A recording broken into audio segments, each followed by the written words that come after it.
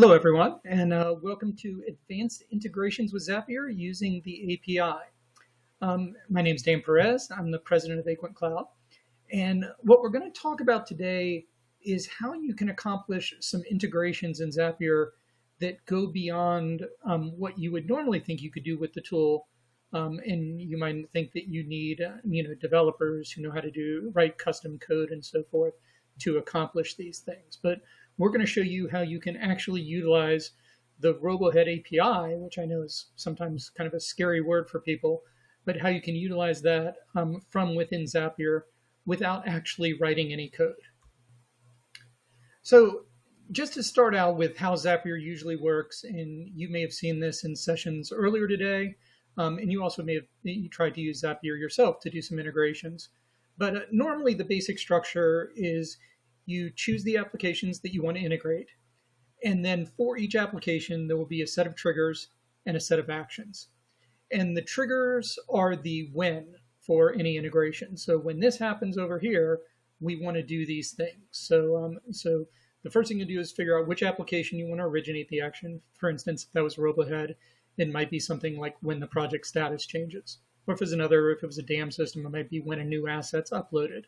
But in any case, that's your trigger. So when that happens, you're going to move data into the other system. Then you usually have some conditional logic and so forth to say, well, we only want this to happen when whatever's true, when the file type is this, or when the project deliverable type is whatever. But in any case, after you add that conditional logic, then you would have a set of actions. And those actions are the things that would actually move data from one application to another. That works really well. But obviously, there are always going to be limitations on the triggers and actions that are available when you're working with any of the applications inside Zapier. So now I'm just going to show you, just to illustrate the point. This is when you first come into Zapier and we're trying to set something up with RoboHead. You'll see whatever you have first in your Zap is your trigger event. And if you go to choose the trigger, you can see the triggers we have available in RoboHead are when a new note gets created, when a new project gets created, and when a project status is changed. Once you've decided what's triggering the Zap, you can then choose from a set of actions. And in RoboHead, we have actions for creating new notes, creating new projects, creating requests, creating tasks, or updating a project. And then we also have a find project action, which is usually a precursor to doing some type of update. Identify the project you're looking for, and then update something within that. So any of these actions that you want to perform, or any of those triggers that you want to use, that can be done, just using the standard Zapier setup. But today we're going to talk about a scenario that goes a little bit beyond what these standard triggers and actions are capable of. So let's talk about a scenario that doesn't fit nicely into those triggers and actions that we just looked at. What I'm looking at here is a project that we set up, and this is a relatively common scenario where we're doing a redesign to a login page from your website. Now, oftentimes, the website itself may be maintained by a creative team within the marketing department, but if there's some type of customer portal or something like that, when you get to like the login page for that, you're kind of transitioning to an application development team. So the way we've set up the schedule is we have the normal things that go on with redesigning a web page, working on some copy, doing layouts and wireframes, and sending them through your typical RoboHead cycles for review and so forth. But then at some point, this gets passed off to the web development team to actually build the live page.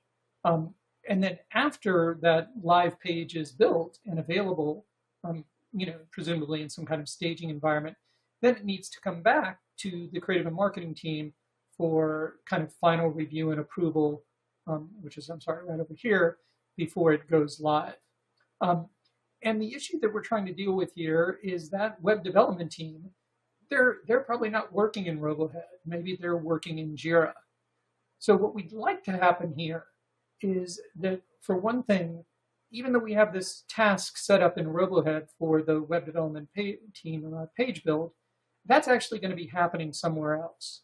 So what we want to do is, when we reach this point in our workflow, where that task is ready to start.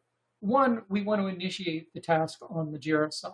So that's the first thing. Basically, when this second review edits task is done, we want to start this web development team page build task, but we want to start it over in JIRA. And then what we're also going to do is, hey, web development's unpredictable. Sometimes it takes a little longer to build those pages than we think, and sometimes it may happen faster.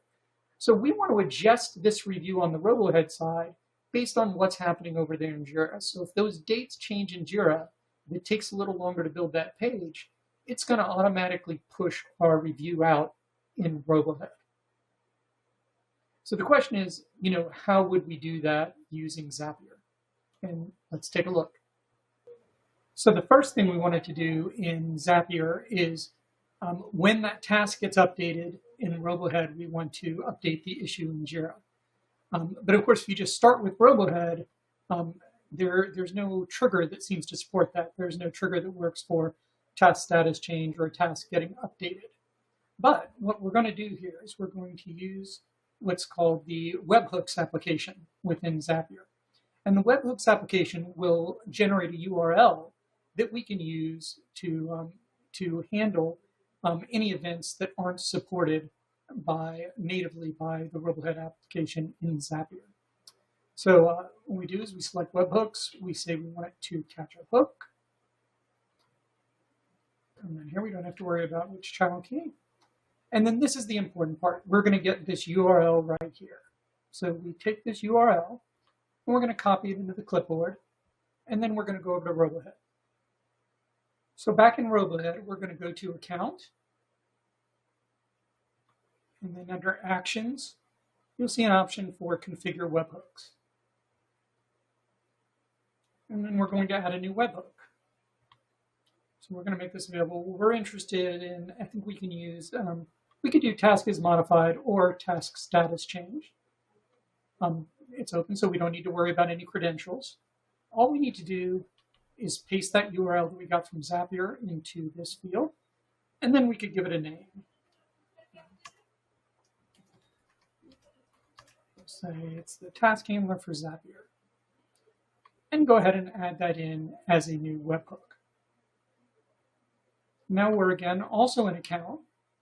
We're going to come in and we're going to go to RoboScripts, and we're going to create a new RoboScript. And we're going to select we're going to say we want this to run whenever the task status is changed. And this is what's, as you can see, in RoboScripts, there are a large number of events supported, much larger than what we saw on the Zapier side. So we're going to do the task status is changed. And I'll get to the conditions later, but what we're going to choose as the action, the then part, is somewhere in here. There it is. We are going to invoke a webhook, and we're going to invoke that task handler for Zapier. And then obviously for conditions, I'm going to do it kind of simply right now. I'm going to just say if task name contains second review.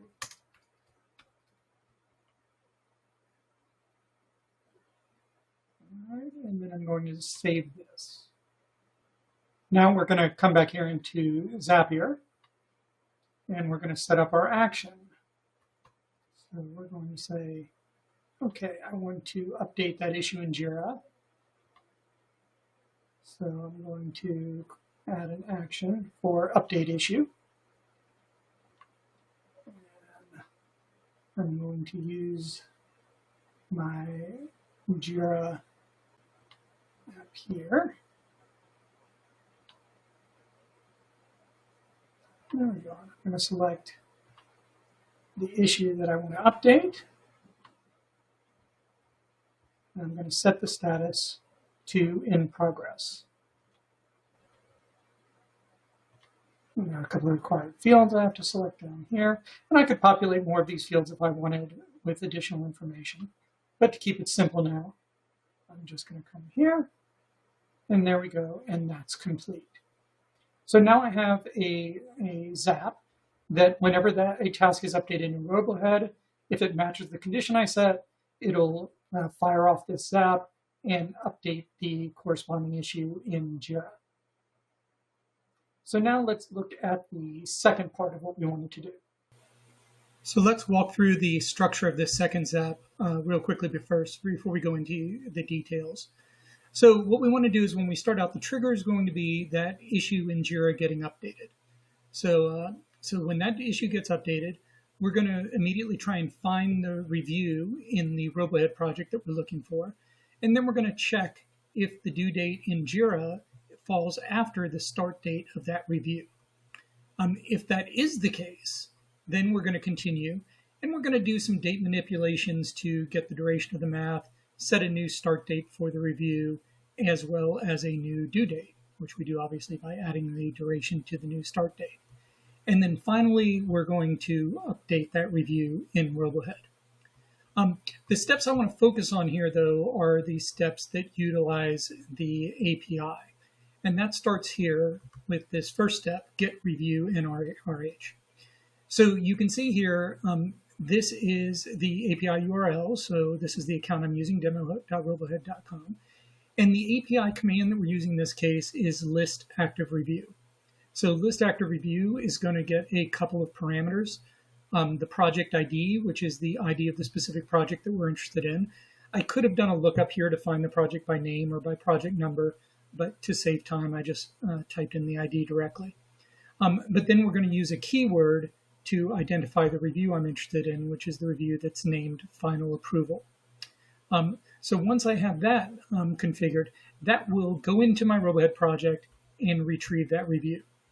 Now, like I talked about earlier, we're going to use some built-in Zapier logic to do those checks and determine if the due date of the Jira issue falls after the review start date and compute the new dates. But then once we have them, we're going to make another call here to the RoboHead API. So again, this time, same URL, same account, but different command. I'm going to use this update review dates command. So this command has three parameters. First of all, I have to pass it a review ID. Now that review ID I got from this earlier step where I got the review in RoboHead. So from that step, that gave me the ID, and I'm able to pull it in for this step in the process. The new start date is the start date that we computed up here. So we basically took the date that was 1 day after the new due date in Jira. And then again, the new due date, which was we took the duration and added it to the new start date. So basically, these values are all pulled from previous steps. So even though you'll see values in here, these were just values that came up while we were testing it. These aren't the values will get dynamically populated whenever this zap runs. So that's really all it is to get the setup done. And once we have this ready, we can go ahead and get this ready, publish, and now let's see how it all works. So starting over here in Jira, you can see that the status of the issue is currently at not started, and the due date is January 6th. So if we switch over to RoboHead, we can see here that this predecessor task, the web development team page, the second review edits, is currently not started. We have our placeholder task here, and the final approval set to begin on January 5th right now.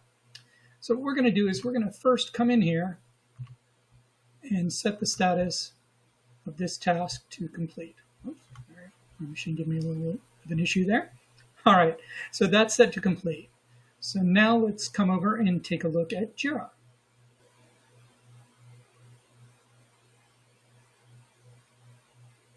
So if we look at Jira, we can see that the task over here has been updated to in progress. So now let's say the development team's working on this and they decide, all right, we need to push back the due date a couple of days. It should actually be due on the 8th. So we're going to push that back to the 8th, save that. And now let's look at what's happening in RoboHead. And you can see over here on the RoboHead side now, this final approval has gotten pushed back to a start date of the 9th, and everything else has gotten pushed back accordingly. So we were able to make those changes in both directions. We were able to update Jira when the task in RoboHead got updated, and we were also able to push the review back in RoboHead when the development team extended out the dates inside of Jira. So we walked through a lot pretty quickly there. So obviously, though, if you have interest in doing this type of integration and you're not sure where to get started, the first step is to reach out to support. One, to make sure that the API is enabled for your account. But also remember, you can ask for help. You don't have to do all this yourself. RoboHead offers professional services. You may already have hours if you have a professional services package that you could use toward working on an integration like this. So if you're interested, reach out and see if we can help you achieve the integration you're looking for. Thank you very much. Goodbye.